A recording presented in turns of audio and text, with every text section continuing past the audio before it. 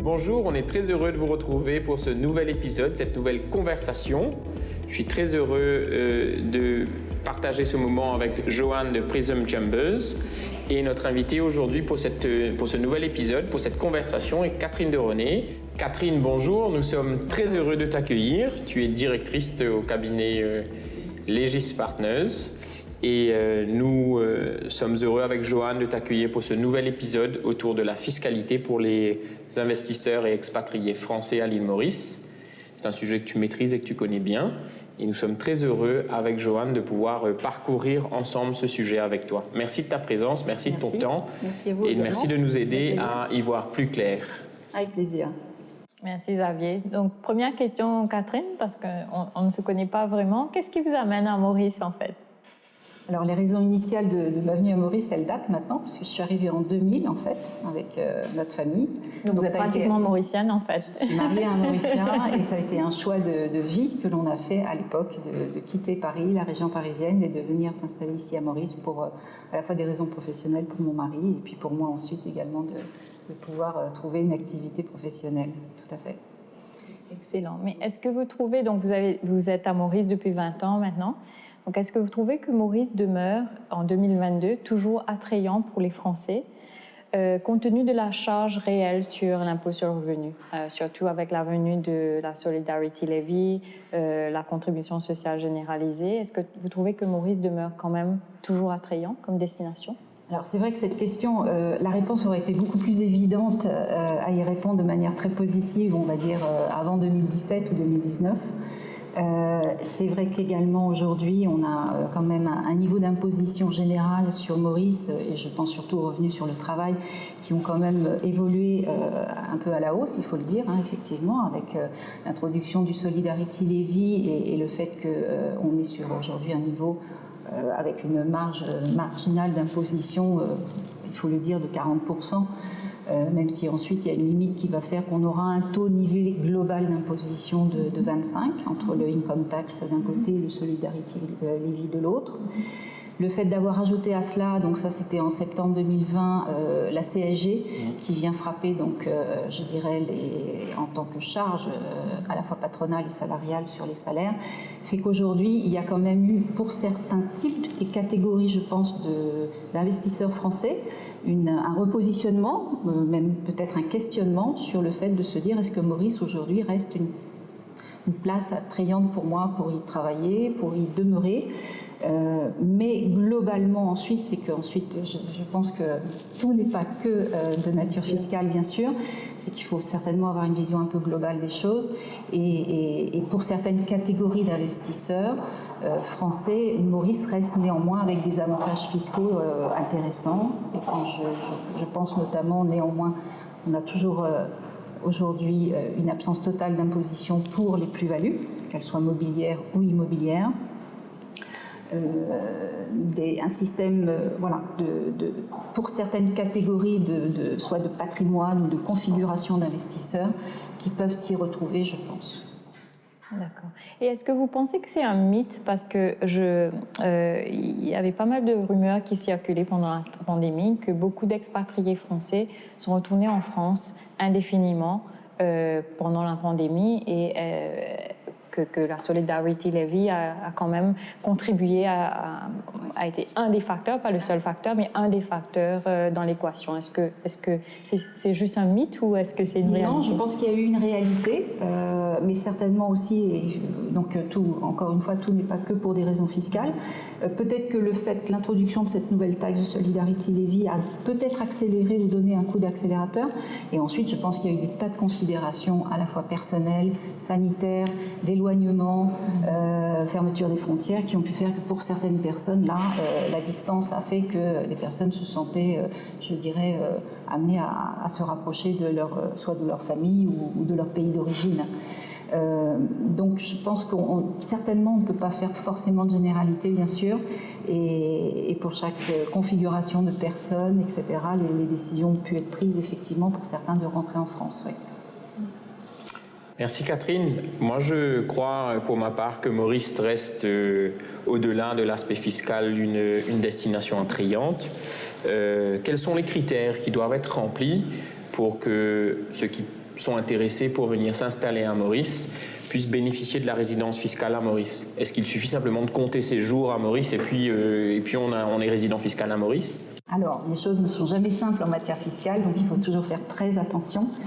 Bien entendu, il y a des textes de droit français sur qu'est-ce que c'est la définition même de la résidence fiscale sous le droit français et ensuite la définition sous le droit mauricien. Et les textes ne sont jamais équivalents ou complètement identiques. Donc il faut s'y référer bien sûr. Et ensuite, lorsqu'on peut être à la fois considéré comme un résident fiscal de droit français et également peut-être avoir acquis et rempli les critères sous la fiscalité mauricienne, cela signifie qu'il faut ensuite se reporter sur les critères qui sont eux définis dans la convention fiscale de non-double imposition. Et puisqu'il est tout à fait normal et possible qu'une personne finalement puisse avoir un foyer d'habitation permanent dans les deux pays, ce qui arrive, et dans ce cas-là, on vient voir les critères qui ensuite s'analysent de manière successive pour pouvoir déterminer in fine le pays finalement dans lequel la personne a réellement sa résidence fiscale. Donc non, il ne suffit pas d'acquérir par exemple 183 jours de résidence passée à Maurice pour être simplement résident fiscal mauricien, puisque du côté français, la notion est quand même appréciée de manière plus large et l'administration fiscale française va quelquefois vouloir, elle, considérer que la personne a continué d'avoir une résidence fiscale en France. Donc ça nécessite de regarder les faits, ce sont toujours des appréciations qui se font de manière concrète, réelle, pour pouvoir rapporter que, in fine, la personne a vraiment quitté la France pour venir s'établir à Maurice. Donc, dans le cas de figure où la personne arrive à satisfaire les critères, que ce soit sous le droit domestique français ou sous la Convention, est-ce que la France impose une sorte de pénalité, je dirais ça comme ça? Il y a pas mal de pays qui imposent une sorte de exit tax lorsque vous changez de domicile fiscal. Résidence fiscale, est-ce que la France impose un tel... Alors, tout à fait. En fait, cette exit tax, elle n'est pas récente, puisqu'elle avait déjà, elle existe depuis 2008, et elle avait été mise en place donc sous la présidence de Nicolas Sarkozy. À l'époque, la France affichait très clairement sa volonté, effectivement, de, d'une certaine manière, un peu sanctionner l'évasion fiscale et les personnes qui quittaient la France uniquement pour pouvoir bénéficier, par exemple, d'exonération d'impôts sur les plus-values en venant s'établir dans un pays à l'étranger. Cette exit tax continue d'exister depuis 2008. Il y a eu une certaine réforme qui avait été mise en œuvre en France en 2019 pour venir revoir les périodes par rapport au report ou à la suspension de l'imposition des plus-values latentes pour réduire la durée qui initialement était de 15 ans, qui avait été réduite à 2 ans. J'ai pu voir sur les débats de l'Assemblée nationale française que c'était encore un sujet qui a fortement mobilisé les discussions des parlementaires, enfin des députés à l'Assemblée. C'était encore en séance cette année, ce 13 octobre. Et il y a eu un amendement qui a été donc demandé et proposé pour pouvoir revenir à l'ancien régime de l'exit tax sous 2008, donc de reprendre la durée des 15 ans. Donc c'est un sujet qui continue à être d'actualité en France. Et très clairement, toute personne qui envisage de venir s'établir à Maurice, d'y établir sa résidence fiscale, doit faire attention et, de ce fait, aux incidences que peuvent représenter cette exit tax en France et se rapprocher de son conseil fiscal français pour pouvoir bien en mesurer l'impact, les conséquences et de voir dans quelle mesure il y aura imposition ou pas, avec sursis quelquefois d'imposition. Quelle est la base de cette exit tax? Est-ce que c'est sur la base de leur richesse, en fait, ou des biens qu'ils ont? C'est sur la base de toute personne qui détient, en fait, des actions dans des sociétés. Et dès lors que la personne quitte la France, le régime d'imposition se déclencherait comme si elle avait vendu ses actions. D'où l'imposition sur des plus-values latentes qui ne sont pas réalisées, mais qui déclencheraient néanmoins l'imposition selon le barème de l'impôt sur le revenu.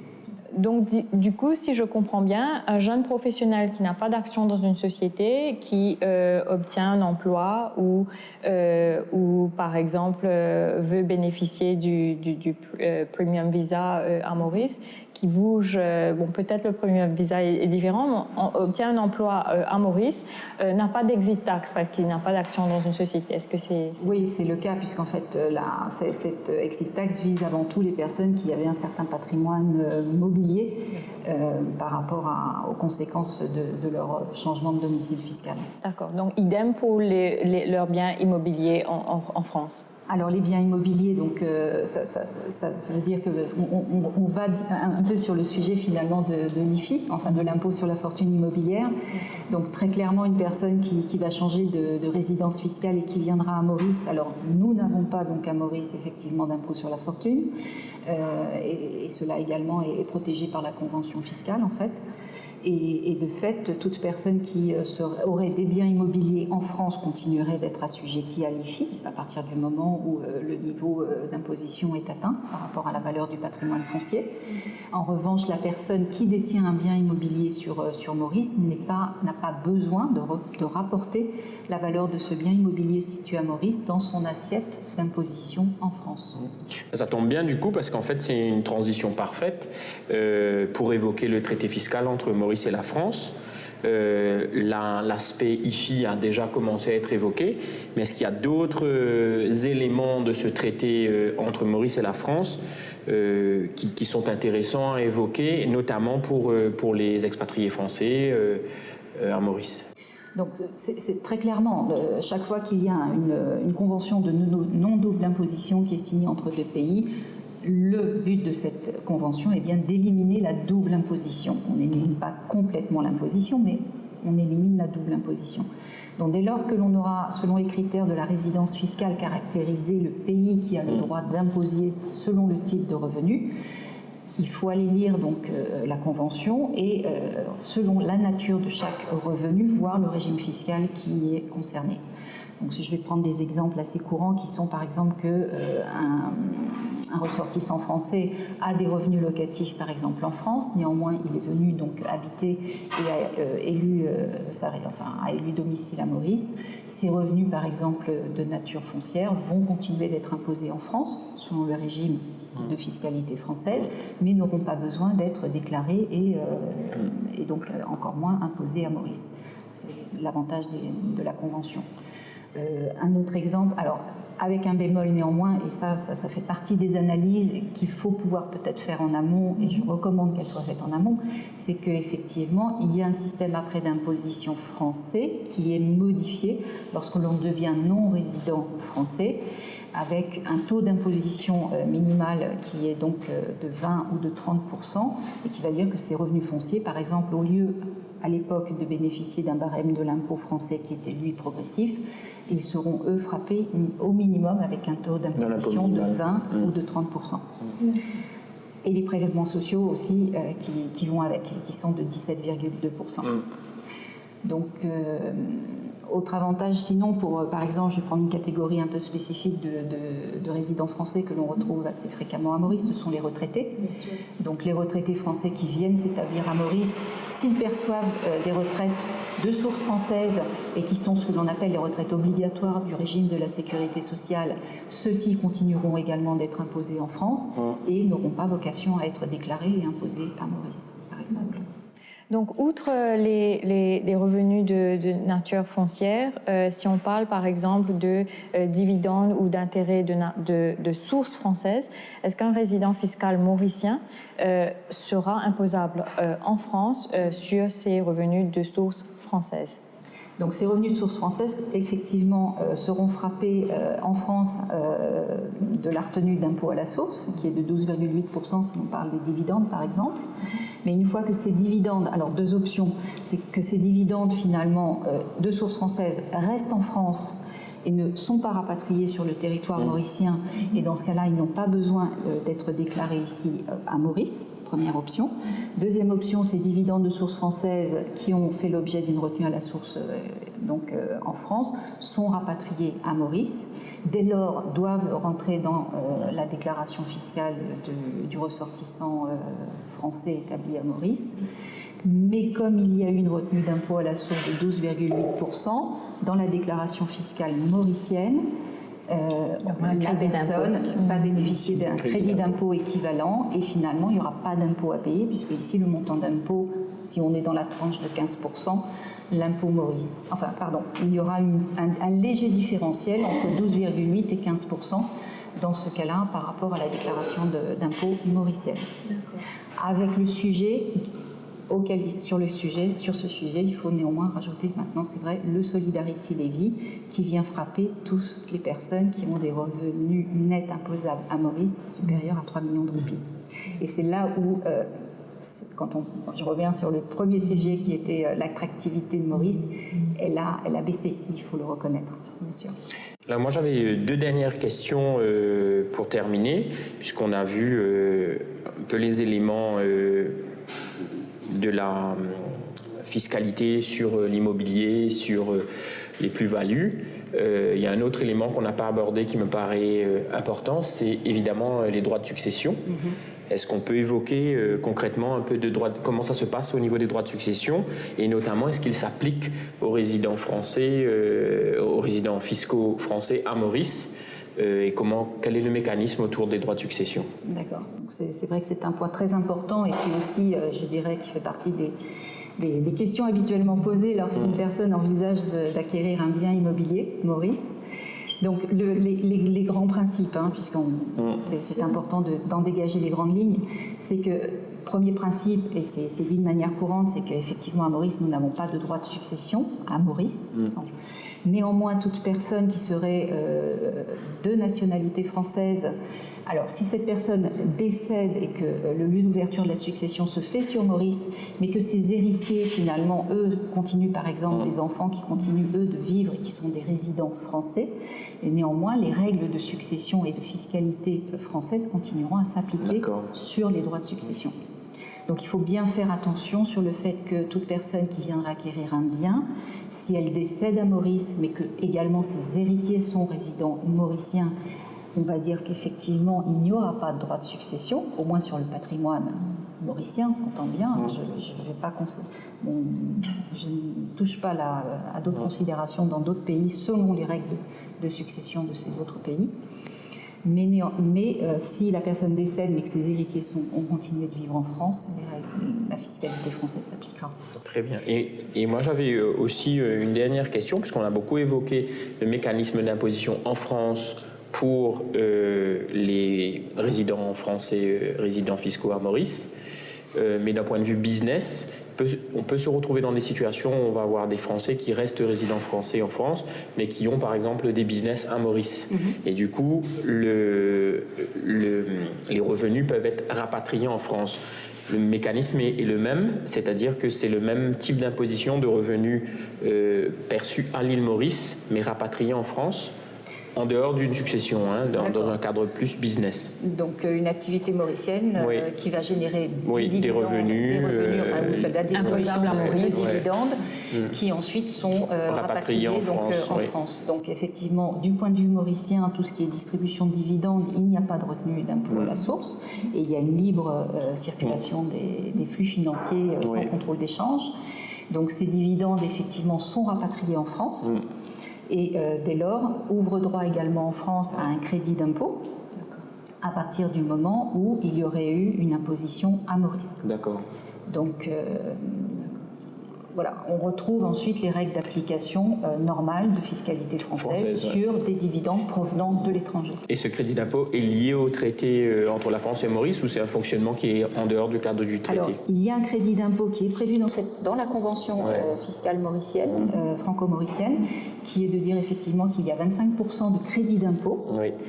Je fais une nuance ou une réserve par rapport à ce crédit d'impôt, puisqu'en fait, à Maurice, comme il n'y a pas d'impôt sur les dividendes, je pense qu'il est difficile de venir réclamer un crédit d'impôt sur un impôt qui finalement n'a pas été Un revenu qui n'a pas été imposé, quoi, voilà. Est-ce que, juste pour rebondir à ce que Xavier vient de demander, est-ce que par contre la France donnerait en amont un crédit sur les profits qui ont été imposables à Maurice avant la distribution de dividendes? Non, malheureusement non. On a cette notion ici en droit mauricien, Oui, en tout à effet. fait, underlying credit tax, Voilà. foreign tax, et effectivement en fiscalité pure française, mais à vérifier, je ne crois pas qu'on ait forcément l'équivalent. Tout à fait. Catherine, merci beaucoup. C'était très intéressant. Je pense que ce sujet, on pourrait en parler encore longtemps, puisque au-delà des aspects techniques, il y a aussi toute une vision beaucoup plus large de comment la société fonctionne avec la fiscalité. Tout à fait. Il y a une dimension politique aussi dans la taxe. Bien sûr. Donc merci beaucoup, c'était vraiment intéressant. J'invite ceux qui sont... merci Joanne, c'était passionnant. J'invite tous ceux qui sont intéressés pour en savoir plus à ne pas hésiter à nous contacter.